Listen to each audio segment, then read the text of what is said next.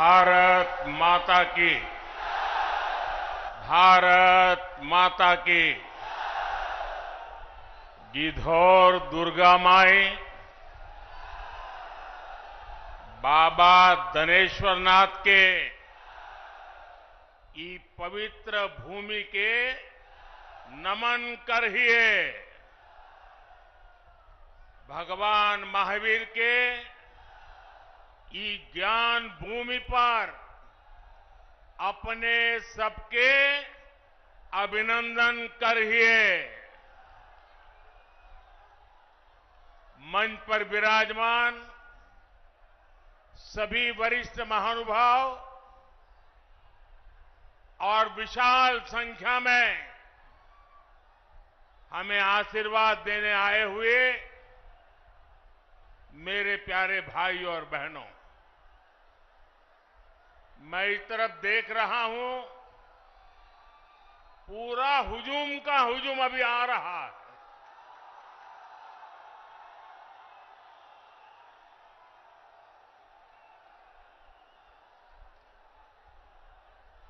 अब जरा मैं आपको सवाल पूछना चाहता हूं, ये चुनाव सभा है कि विजय सभा है?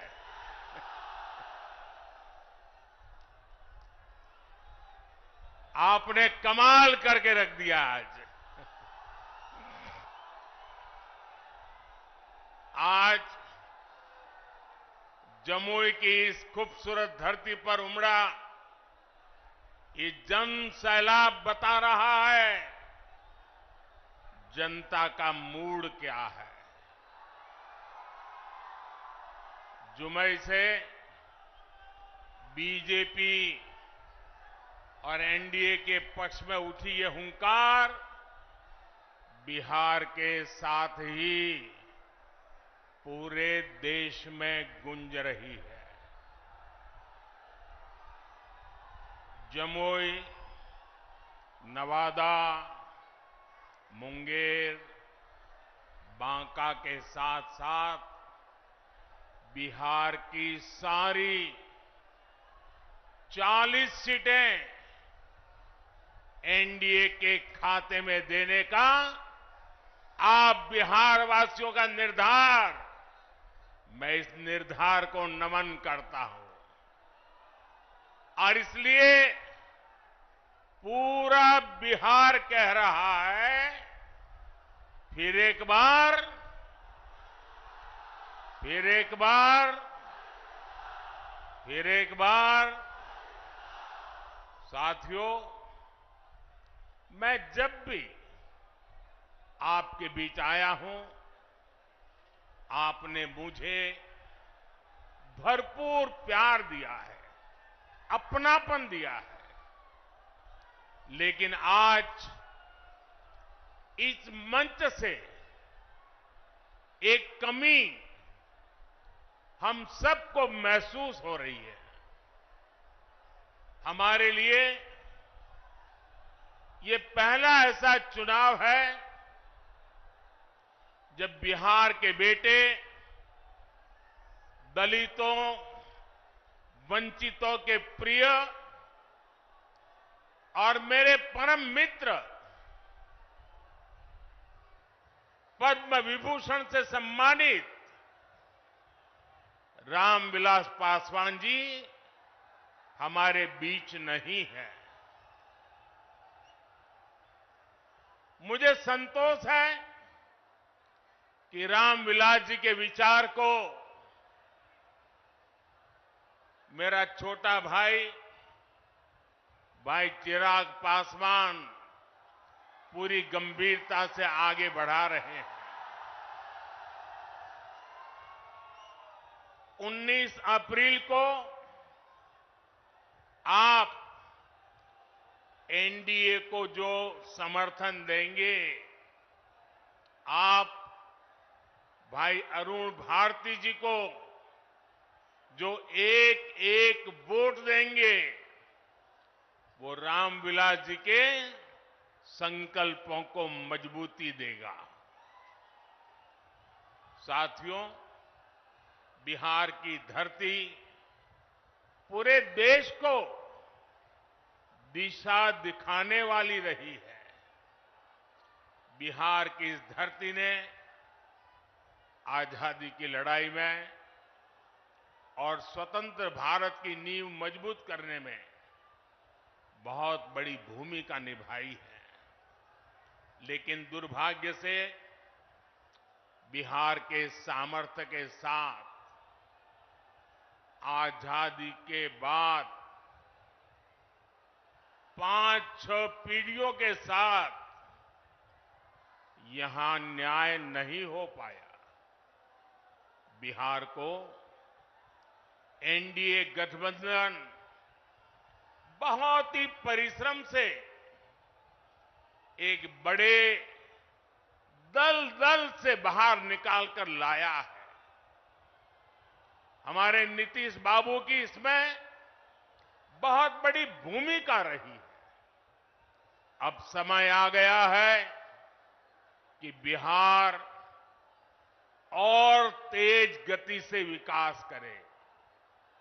इसलिए 2024 का चुनाव बिहार और भारत के भविष्य के लिए बहुत निर्णायक है।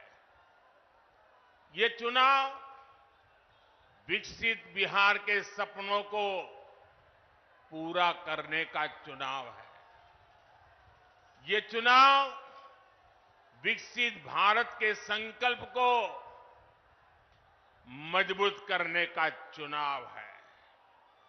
आज एक और कांग्रेस और आरजेडी जैसी पार्टियां हैं जिन्होंने अपनी सरकार के समय पूरी दुनिया में देश का नाम खराब किया था। दूसरी ओर बीजेपी और एनडीए है जिसका एक ही लक्ष्य है, विकसित भारत का निर्माण, खुशहाल बिहार का निर्माण। आप याद करिए 10 साल पहले दुनिया में भारत को लेकर क्या राय होती थी। कांग्रेस के राज में भारत को कमजोर और गरीब देश माना जाता था। छोटे छोटे देश आज जो आटे के लिए तरस रहे हैं, उनके आतंकी हम पर हमला करके चले जाते थे। और तब की कांग्रेस दूसरे देशों के पास शिकायत लेकर जाती थी।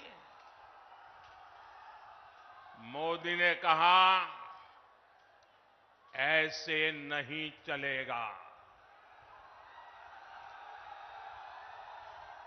भारत वही महान पाटलिपुत्र और मगध वाला भारत है। भारत वही चंद्रगुप्त मौर्य वाला भारत है। आज का भारत घर में घुसकर मारता है।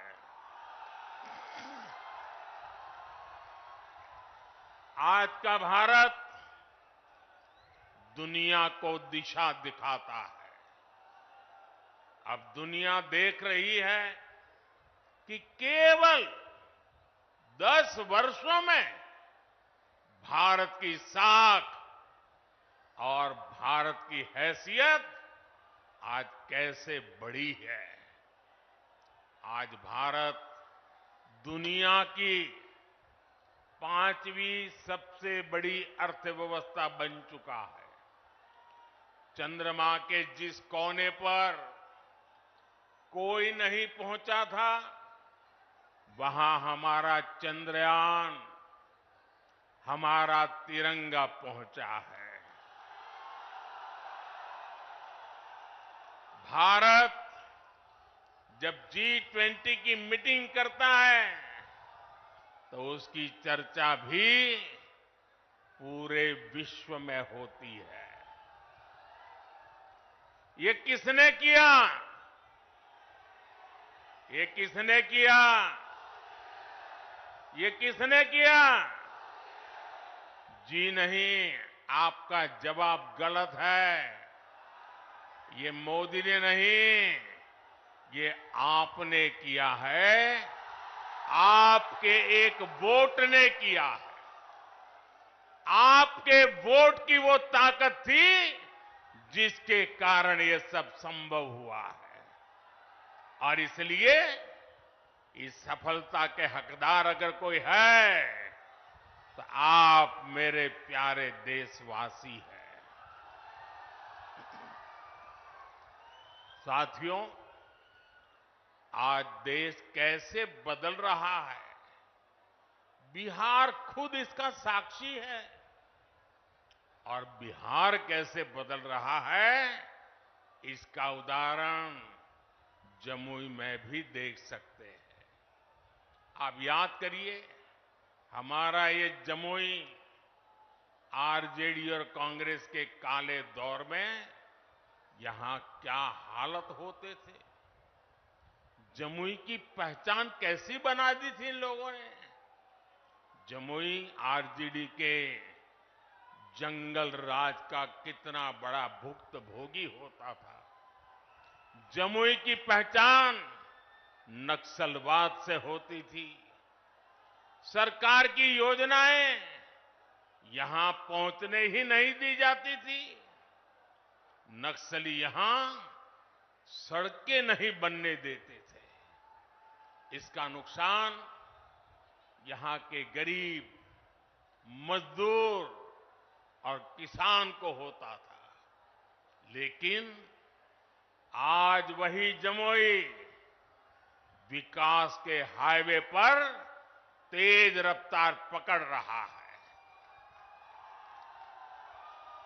नक्सलवाद दम तोड़ चुका है। जो लोग नक्सलवाद के रास्ते पर भटक गए थे, उन्हें हमारी सरकार ने मुख्य धारा से जोड़ा है। उनके परिवारों को पूरा सहयोग दिया है। अब इस इलाके से एक्सप्रेसवे निकलेगा, मेडिकल कॉलेज भी खुल गया है। अब जमुई के एक और देवघर से हवाई जहाज की सेवाएं शुरू हो गई हैं, तो दूसरी ओर गया एयरपोर्ट के विस्तार की तैयारी भी चल रही है। इस इलाके में इतनी प्राकृतिक सुंदरता है। हमारा प्रयास है कि देवघर और गया जी आने वाले लोग यहां भी आकर के जाएं। पूरे बिहार में रोड इंफ्रास्ट्रक्चर के लिए हमारी सरकार करीब 1 लाख करोड़ रुपए खर्च कर रही है। इन सारे प्रयासों से यहां रोजगार और स्वरोजगार, इसके अनेक अवसर बन रहे हैं। भाइयों और बहनों, आपको एक बात और कभी भी भूलनी नहीं है, हमेशा हमेशा याद रखनी है। याद रखिए, और कोई भी गरीब मां का बेटा इसको भूल नहीं सकता है। कोई भी किसान का बेटा भूल नहीं सकता है। कोई भी आशा अपेक्षा के लेकर के जीने वाला नौजवान, मेहनत करके आगे आया हुआ नौजवान, उस बात को कभी भूल नहीं सकता। याद कीजिए, रेलवे में भर्ती के नाम पर जो लोग गरीब युवाओं से जमीन लिखवा लें, वो बिहार के युवाओं का कभी भला नहीं कर सकते। रेल मंत्री हमारे नीतीश बाबू भी थे। आज तक कोई शिकायत नहीं आई नीतीश बाबू के खिलाफ। और इन लोगों ने गरीबों की जमीन छीन ली। घमंड या गठबंधन वालों के समय में केवल खस्ता हाले ट्रेनें चलती थी, लेकिन अब पूरे देश की तरह ही बिहार के लोग भी वंदे भारत ट्रेन में सफर कर रहे हैं और जल्द ही ये ट्रेनें देश के हर रूट पर दौड़ती नजर आएगी। जमुई के पुराने रेलवे स्टेशन की जो हालत है वो तो आप भली भांति जानते हैं। अब जमुई का रेलवे स्टेशन भी आधुनिक बन रहा है। कुछ महीने पहले जब नए रेलवे स्टेशन की तस्वीर दिखाई गई थी तो सब जगह उसकी चर्चा हुई थी। वो दिन दूर नहीं जब बिहार के बड़े रेलवे स्टेशन भी एयरपोर्ट्स की तरह सुविधा युक्त होंगे। साथियों, अभी नीतीश बाबू बता रहे थे कितने सारे काम हुए हैं। भाई चिराग बता रहे थे कितने सारे काम हुए। हमारे सम्राट जी बता रहे थे कितने सारे काम हुए। और मैं भी इतने सारे काम बता सकता हूं, शायद रात भर मीटिंग चलानी पड़े, लेकिन उसके बावजूद भी भाइयों बहनों ये मोदी है। मोदी की कुछ सोच ही अलग है। ये इतने सारे कामों की सूची बताई जाती है ना, ये 10 साल में जो हुआ वो तो सिर्फ ट्रेलर है, ट्रेलर। अभी तो बहुत कुछ करना है। अभी तो हमें देश को, बिहार को बहुत आगे लेकर के जाना है। आप मेरे साथ सहमत हैं? सहमत हैं? सहमत हैं? और आगे जाना है ना? बहुत आगे बढ़ना है ना? बिहार को भी बढ़ाना है ना? हिंदुस्तान को भी बढ़ाना है ना? साथियों, ये मोदी गरीबी के ताप को सहकर यहां पहुंचा है। इसलिए हर गरीब के सपने का महत्व मोदी भली भांति जानता है, उसको जीने का प्रयास करता है। और इसलिए बिहार के मेरे नौजवान, बिहार की मेरी माताएं बहनें, बिहार के हर बुजुर्ग मेरे शब्द लिख करके रखिए। और ये मोदी की गारंटी है, आपका सपना ही मेरा संकल्प है। इसलिए केंद्र सरकार ने गरीब कल्याण को सर्वोच्च प्राथमिकता दी है। केंद्र सरकार के प्रयास से यहां बिहार में गरीबों को 37 लाख पक्के घर मिले हैं।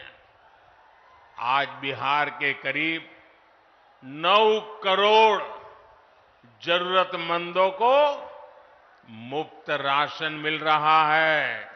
और मोदी की गारंटी है, अगले 5 साल भी मिलता रहेगा। बिहार में 84 लाख से ज्यादा आयुष्मान कार्ड भी बने हैं। इसलिए ही मैं कहता हूं, जब नीयत सही तो नतीजे सही। साथियों, बीजेपी सरकार इंसानों की सेवा तो कर ही रहा है, हमने पशुधन की भी उतनी ही रक्षा करने का तय किया है।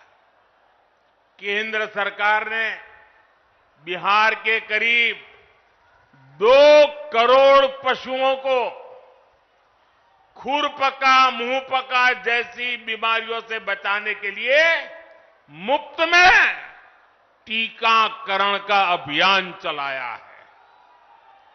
आपको कोविड के समय मुफ्त में जो मोदी ने टीका दिया वो तो याद है। मोदी पशुओं को भी टीका मुफ्त में लगा रहा है। पहले गरीबों का जो पैसा बीच में ही लूट लिया जाता था, अब वो सीधे आपके खाते में पहुंच रहा है। आज बिहार के 85 लाख से ज्यादा किसानों को पीएम किसान सम्मान निधि का लाभ मिल रहा है। यहां जमुई में ही किसानों को इस योजना के तहत 850 करोड़ रुपए से अधिक सीधे उनके बैंक खाते में पहुंचे हैं। आप मुझे बताइए साथियों, एक गठबंधन गठबंधन वालों की सरकार होती तो आपके बैंक खाते में सीधे पैसे भेजने वाली व्यवस्था बनती क्या? हो सकता क्या? आरजेडी कांग्रेस आपके हक के सारे पैसे भी लूट लेते और आपसे साइन भी करा लेते कि हां पैसा मिल गया है। साथियों, आज देश के सारे भ्रष्टाचारी जो हमेशा एक दूसरे से लड़ते थे, एक दूसरे पर भ्रष्टाचार के आरोप लगाते थे, एक दूसरे को जेल में बंद करने की मांग कर रहे थे, अब वो सब मिलकर मोदी आया।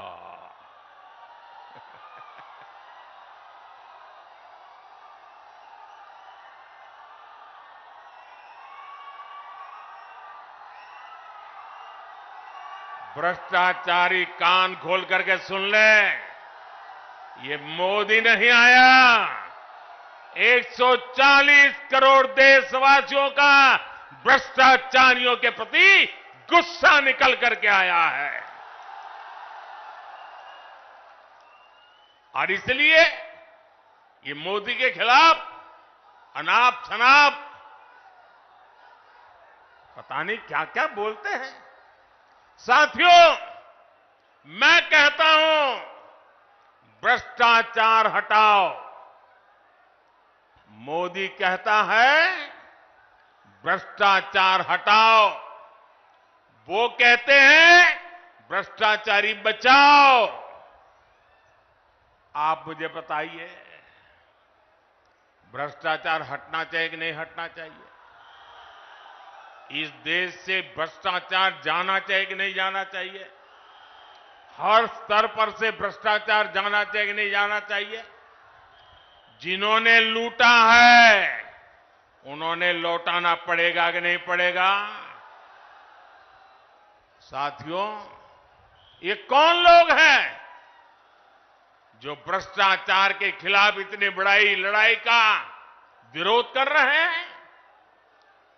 आप देखिए, एक तरफ एनडीए सरकार है जो नए उद्योग लगाने की बात करती है, दूसरी ओर ये लोग हैं जिनकी पहचान अपहरण उद्योग की रही है। एक तरफ एनडीए सरकार है जो सोलर पावर और एलईडी लाइट की बात करती है, दूसरी ओर एक गठबंधन गठबंधन वाले लोग बिहार को लालटेन युग में रखना चाहते हैं। हम नीतीश जी के सहयोग से बिहार में हाईवे और एक्सप्रेसवे बना रहे हैं, जबकि आरजेडी ने बिहार को गड्ढे और खाई में धकेल दिया था। एनडीए सरकार गरीबों की उनकी जमीन का प्रॉपर्टी कार्ड दे रही है, जबकि आरजेडी के लोग गरीबों की जमीनों पर कब्जा करते हैं। हम महिलाओं को सुरक्षा की गारंटी देते हैं, बेटियों को नए अवसर देते हैं, जबकि आरजेडी के लोग जंगल राज में बेटियों को सड़कों से उठा लिया जाता था। साथियों, हमारी सरकार में राम मंदिर का 500 वर्ष पुराना सपना पूरा हुआ।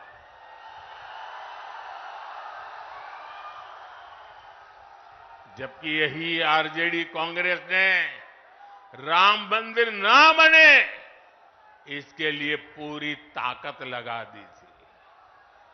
आज भी ये लोग राम मंदिर का उपहास उड़ाते हैं, अपमान करते हैं। साथियों, कांग्रेस हो या आरजेडी, इन्होंने हर मौके पर बिहार और बिहारी गौरव का अपमान किया है। यही कांग्रेस और आरजेडी की जिसने कर्पूरी ठाकुर का अपमान किया था। अभी कुछ ही समय पहले हमारी सरकार ने बिहार के गौरव कर्पूरी ठाकुर को भारत रत्न दिया, तब भी इन लोगों ने उसका विरोध किया। इन्हीं लोगों ने रामनाथ कोविंद जी को राष्ट्रपति बनाने का विरोध किया।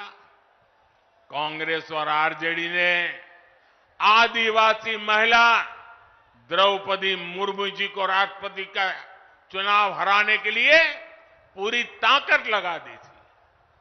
19 अप्रैल को आपको इन गरीब विरोधी लोगों को अपने वोट से हराना है। चुन चुन करके इनको साफ करना है। करेंगे?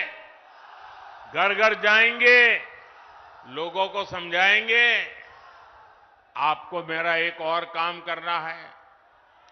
घर घर जाकर लोगों को बताएं, मोदी जी आए थे, मोदी जी ने अपना प्रणाम भेजा है।